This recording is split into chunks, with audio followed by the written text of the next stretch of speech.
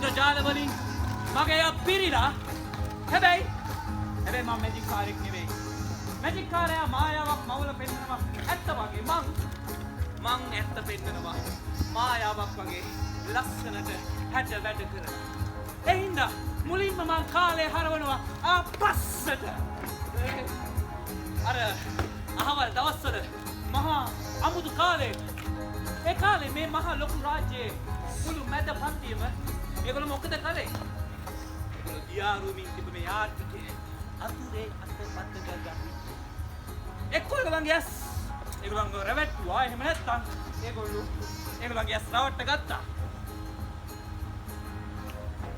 යුරෝපයේ විප්ලවයක් තිබ්බා. මෙහෙ තිබ්බේ කෑකෝ ගහන් විතරයි.